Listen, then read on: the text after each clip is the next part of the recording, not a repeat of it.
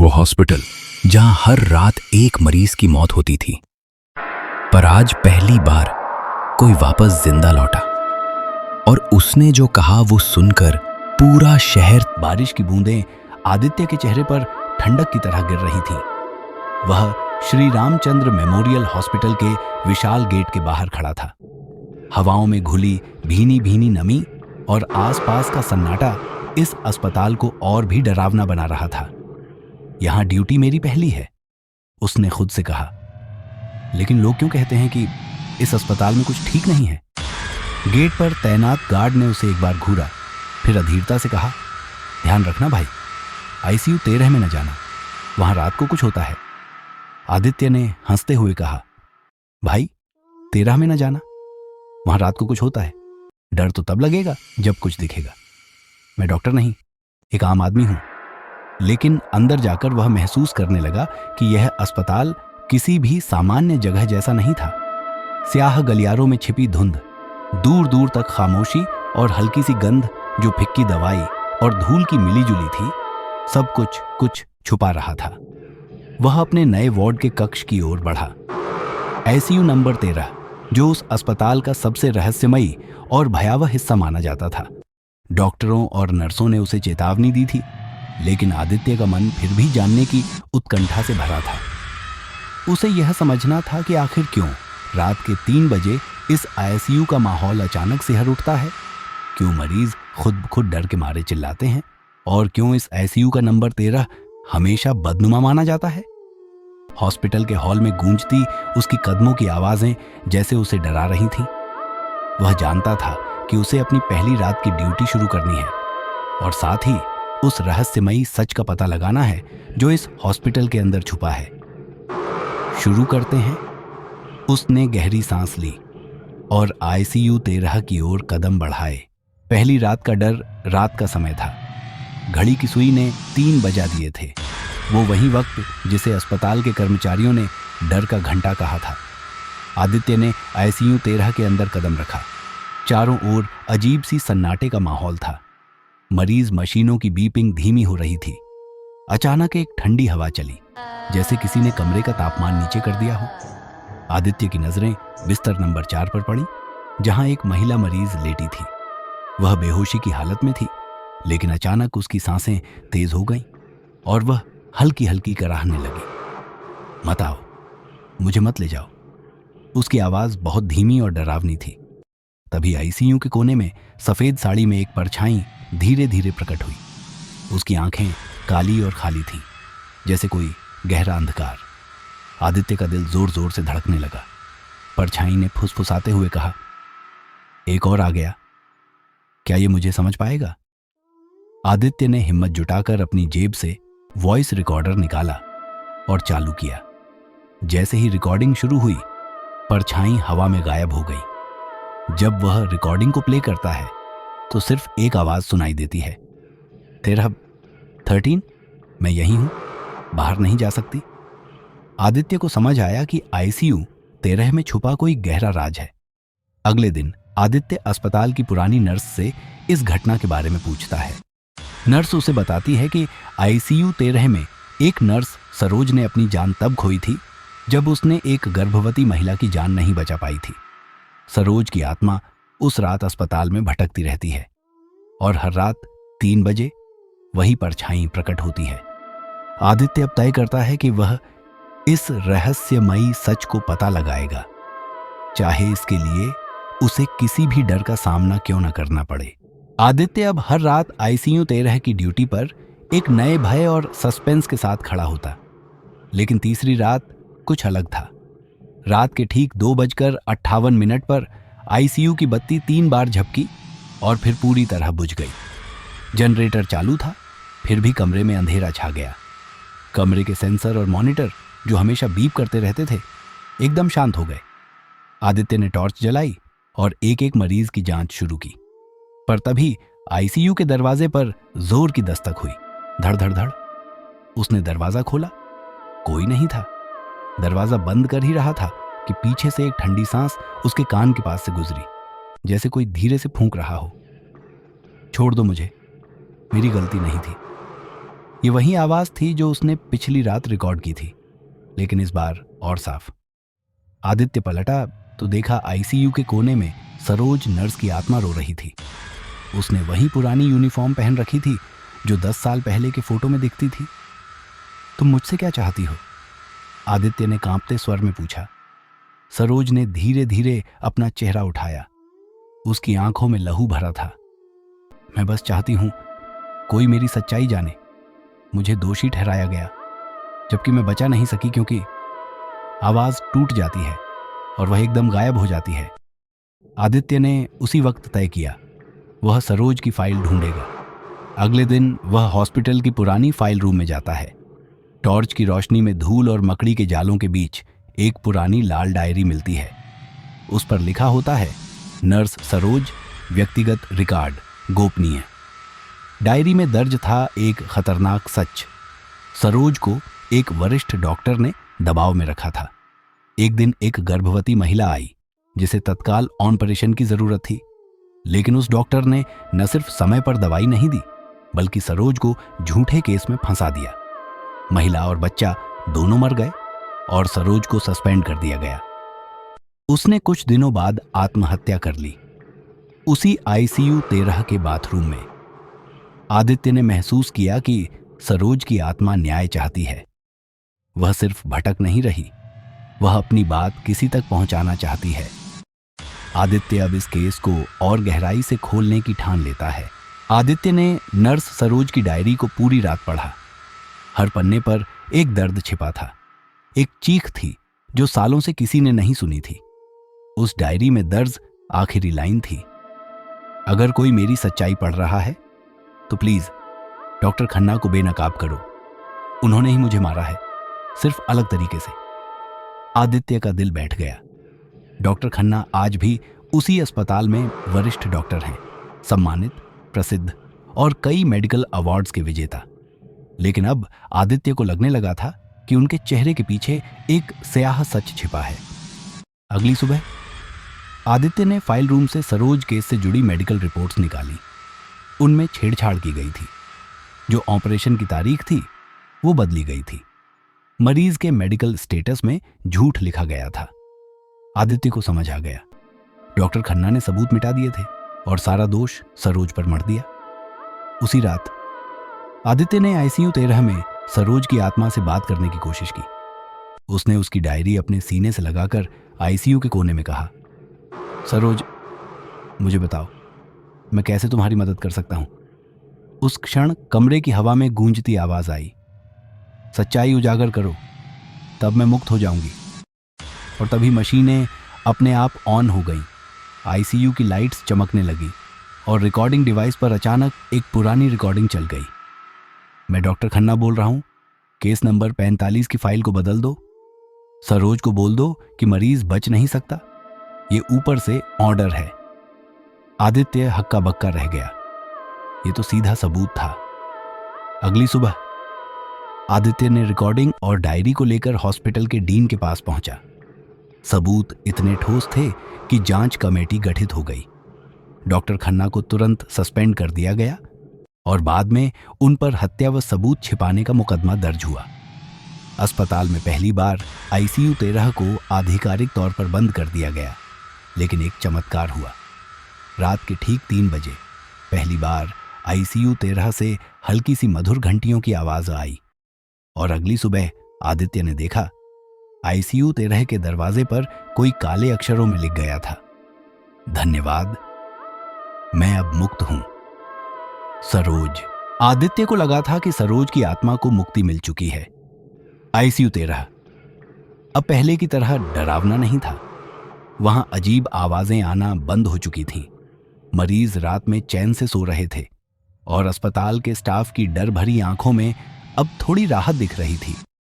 लेकिन एक रात जब आदित्य अस्पताल के पुराने कॉरिडोर से गुजर रहा था, उसे दीवार पर सरोज की हैंडराइटिंग में एक और पंक्ति दिखाई दी, मैं तो मुक्त हो गई, पर एक और है जो अब भी कैद में है।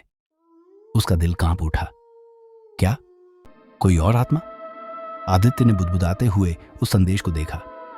उस रात वह वापस आईसीयू 13 में गया, लेकिन इस बार वहां न सन्नाटा था, न ठंडी हवाएं। तो फिर यह नया संदेश किसकी ओर इशारा कर रहा था? अगले दिन अस्पताल का पुराना रिकॉर्ड रूम, आदित्य ने आईसीयू 13 दुर्घटनाएं नाम की एक पुरानी फाइल ढूंढी। इसमें एक ऐसा केस मिला जिसे अब तक किसी ने याद भी नहीं किया था। मिस दिव्या चतुर्वेदी 2015 में भर्ती हुई थी। युवा, स्वस्थ, लेकिन डिलीवरी के दौरान दिल का दौरा पड़ा और मौत हो गई। उसके साथ एक और गुमनाम केस जुड़ा था, बच्चे की रहस्यमयी मौत। लेकिन उस केस की फाइल अधूरी थी। डॉक्टर का नाम नहीं था और डिस्चार्ज रिपोर्ट मिसिंग बताई गई थी। उसी रात आदित्य ने आईसीयू 13 में एक बार फिर कैमरा और रिकॉर्डिंग सेटअप किया। रात 3 बजे जैसे ही घड़ी की सुई पहुंची, कैमरा अपने आप ऑन हो गया। स्क्रीन पर एक धुंधली छवि दिखी। एक औरत अपने बच्चे को गोद में लिए हुए आईसीयू में रो रही थी। उसकी आंखों से खून बह रहा था और वह कह रही थी, मेरा बच्चा, उसने मेरा बच्चा छीन लिया।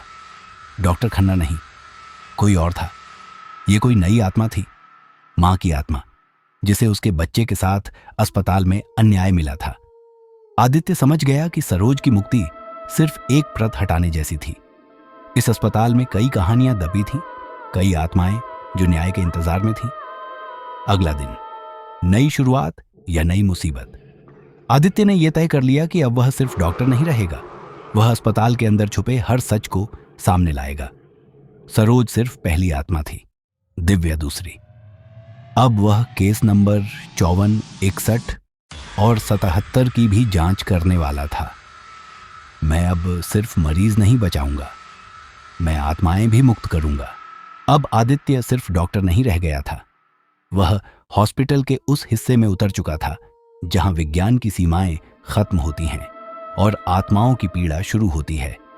सरोज और दिव्या की आत्माएं अब मुक्त थीं, लेकिन अस्पताल का माहौल अभी भी पूरी तरह शांत नहीं था। हर रात आईसीयू 13 के पास से एक अजीब सी गंध आती थी, जैसे जली हुई हड्डियों की। एक रात आईसीयू 13 के बाहर लगे सीवीसी कैमरे में कुछ ऐसा रिकॉर्ड होता है जो सबको चौंका देता है। एक आदमी डॉक्टर की ड्रेस में बिना सिर के धीरे धीरे कॉरिडोर में चलता हुआ नजर आता है। वो सीधा आईसीयू 13 के अंदर जाकर खड़ा हो जाता है और फिर गायब हो जाता है। अस्पताल का रिकॉर्ड खोलने पर पता चला 2003 में एक डॉक्टर शेखर वर्मा नाम के सर्जन की दर्दनाक मौत आईसीयू 13 के अंदर ही हुई थी। ऑपरेशन के दौरान बिजली चली गई थी और उस अंधेरे में उन्होंने गलती से एक मरीज को गलत इंजेक्शन दे दिया था। मरीज की तड़प तड़प कर मौत हो गई। मरीज के परिजनों ने अस्पताल में हंगामा किया और डॉक्टर शेखर ने शर्म और अपराध बोध में खुद को उसी आईसीयू में फांसी लगा ली। उसके बाद से कई लोग उसकी आत्मा को आईसीयू में डॉक्टर की ड्रेस पहने लेकिन सिर के बिना घूमते हुए देखते हैं। आदित्य का सामना तीसरी आत्मा से। आदित्य उस रात फिर अकेले आईसीयू 13 में गया। हाथ में वॉइस रिकॉर्डर, जेब में सरोज की पुरानी डायरी और दिल में एक नई जिज्ञासा। तभी हवा थम गई, कमरे की लाइट्स झपकने लगी और वहां आईसीयू के बीच में वही बिना सिर वाला डॉक्टर खड़ा था। आदित्य ने साहस जुटाकर पूछा, आप क्या चाहते हैं? मैं आपकी मदद कैसे कर सकता हूं?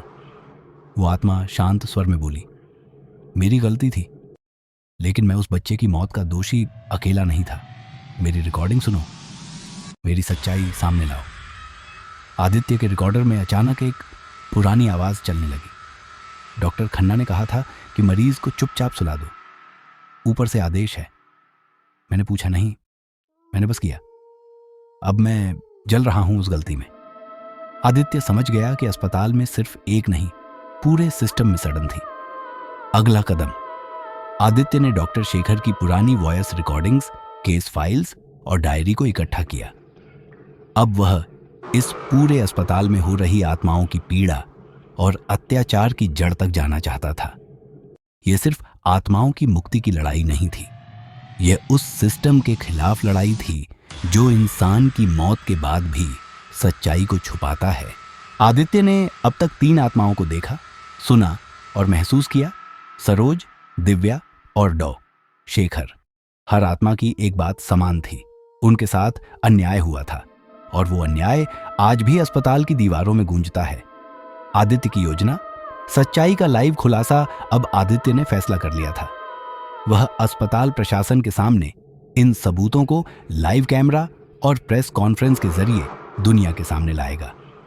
उसने आईसीयू 13 के बाहर सभी रिकॉर्डिंग्स की एक बड़ी स्क्रीन सेट की, हॉस्पिटल स्टाफ, मीडिया और सीनियर डॉक्टर्स को आमंत्रित किया। रात 11:59 पर वह प्रेस कॉन्फ्रेंस शुरू हुई। जैसे ही रिकॉर्डिंग चलाई गई, 1 सरोज की आत्मा की करुण पुकार, मैं निर्दोष थी, मुझे मारा नहीं गया, मुझे सुला दिया गया। 2 शेखर की आत्मग्लानि, मैं अकेला नहीं था, आदेश ऊपर से था। 3 दिव्या की चीखें और बच्चे की गूंज, मेरा बच्चा मेरे कंधे पर नहीं, उनकी तिजोरी में चला गया। पूरा हॉल सन्नाटा हो गया। डॉक्टर खन्ना और 2 अन्य वरिष्ठों के चेहरे फक पड़ गए। तभी आईसीयू 13 की लाइटें अपने आप बंद हो गईं। वहां बैठे सबके फोन खुद ब खुद बंद हो गए और स्क्रीन पर लिखा आया, हमने अब तक इंतजार किया, अब न्याय चाहिए। आईसीयू 13 से तेज चीखें, दरवाजों की धमक और सिर से खून टपकाती छवियां बाहर आने लगी। लोग डर के मारे भागने लगे, कुछ बेहोश हो गए। लेकिन आदित्य न रुका। उसने माइक उठाया, अगर कोई जिंदा होते हुए सच के लिए नहीं लड़ेगा तो ये आत्माएं कभी मुक्त नहीं होंगी। मैं तुम्हारे साथ हूं, मैं हर आत्मा को न्याय दिलाऊंगा। चमत्कार की शुरुआत इतने में एक हल्की सी रोशनी आईसीयू 13 से निकली और आकाश की ओर चली गई। सरोज, दिव्या और शेखर की आत्माएं शांति की ओर प्रस्थान कर गईं। लेकिन साथ ही स्क्रीन पर एक आखिरी संदेश उभरा, अब तुम्हें अगला रास्ता दिखाना है, क्योंकि कई और आत्माएं अभी भी कैद में हैं। हॉस्पिटल को मिला नया नाम, आत्म मुक्ति केंद्र, a place for final justice. अब यह हॉस्पिटल सिर्फ एक इलाज का स्थान नहीं था, बल्कि उन आत्माओं की मुक्ति का केंद्र बन गया जो सालों से न्याय के लिए भटक रही थीं। आदित्य बना एक चमत्कारी डॉक्टर, एक आध्यात्मिक योद्धा और सच्चे अर्थों में एक मसीहा। आदित्य अब हर दिन अस्पताल में सिर्फ मरीजों का इलाज ही नहीं करता था, बल्कि हर दीवार को पढ़ता था, हर कोने से बात करता था। अब वो जान चुका था, यहां एक और आत्मा अब भी बंधी हुई है, सबसे पुरानी, सबसे शक्तिशाली और सबसे पीड़ित। एक रात आईसीयू 13 की दीवार पर एक नया खून से लिखा संदेश मिला, मुझे 1971 से आजादी नहीं मिली, मैं वो हूं जिसे सबसे पहले छुपाया गया था। आदित्य स्तब्ध रह गया। वह तुरंत आर्काइव रूम में गया और 1971 की पुरानी फाइलें तलाशने लगा। एक फाइल हाथ लगी, केस नंबर 0001, अनन्या देवी, मृत शिशु, आत्महत्या या हत्या। केस की सच्चाई, अनन्या देवी गरीब परिवार की महिला थी। उसकी डिलीवरी के समय डॉक्टर्स ने जानबूझकर एक अमीर मरीज को प्राथमिकता दी, जिससे अनन्या की बेटी का जन्म मृत अवस्था में हुआ। अनन्या ने बाद में उसी अस्पताल में जहर खाकर आत्महत्या कर ली, लेकिन रिपोर्ट में इसे मेडिकल कॉम्प्लिकेशन बताया गया था। ये वो सच्चाई थी जिसे सबसे पहले दफनाया गया था, और उसकी आत्मा तब से आईसीयू 13 में कैद थी। आदित्य ने आईसीयू 13 में उसकी फाइल लेकर प्रवेश किया। कमरे में आग जैसी गर्मी थी, मॉनिटर्स खुद चल रहे थे और छत से खून टपक रहा था। तभी अनन्या की आत्मा प्रकट हुई, सफेद साड़ी में, आंसुओं से भरी आंखें और हाथ में उस मृत नवजात की परछाई। तू मुझे क्यों छेड़ रहा है? आत्मा ने गरजते हुए कहा। आदित्य ने धीरे से कहा, मैं तुम्हारी बेटी को इंसाफ दिलाऊंगा, तुम्हारी कहानी को पूरी दुनिया के सामने रखूंगा। चमत्कार जैसे ही आदित्य ने केस फाइल को सार्वजनिक किया, एक अद्भुत चमत्कार हुआ। अस्पताल की घड़ी 1971 पर अटक गई, रोशनी फैल गई और अनन्या की आत्मा ने अपनी बेटी को गोद में उठाते हुए कहा, अब हम साथ हैं, अब और नहीं भटकेंगे। दोनों आत्माएं स्वर्णिम प्रकाश में बदलकर आकाश की ओर चली गईं और आईसीयू 13 के दरवाजे पर लिखा आया, अब मैं खाली हूं, हमेशा के लिए। उस दिन के बाद से अस्पताल में फिर कभी कोई आत्मा नहीं दिखी, कोई दरवाजा खुद नहीं खुला और आईसीयू 13 को आधिकारिक रूप से बंद नहीं किया गया, बल्कि उसका नाम बदला गया, Ananya Shanti Kaksh, the room of final peace. Aditya की जिंदगी आदित्य अब न सिर्फ एक डॉक्टर बल्कि एक आत्मिक चिकित्सक, स्पिरिचुअल हीलर बन गया था। देश भर से लोग अपनी कहानियां, अपने डर, अपने छुपे सच लेकर उसके पास आते। उसने एक नई यूनिट शुरू की, लास्ट कॉल, आत्माओं से संवाद। यह यूनिट उन सभी लोगों की मदद करती जो किसी आत्मा की पीड़ा को महसूस करते हैं। आखिरी दृश्य, एक बच्चा आदित्य के पास आता है और पूछता है, डॉक्टर अंकल, क्या भूत सच में होते हैं? आदित्य मुस्कुराकर कहता है, हाँ, लेकिन हर भूत बुरा नहीं होता। कुछ बस सुने जाने का इंतजार कर रहे होते हैं। अगर आपने कहानी को यहां तक देखा तो एक बात याद रखिए, कभी कभी दर्द इंसानों से नहीं, आत्माओं से भी बातें करता है।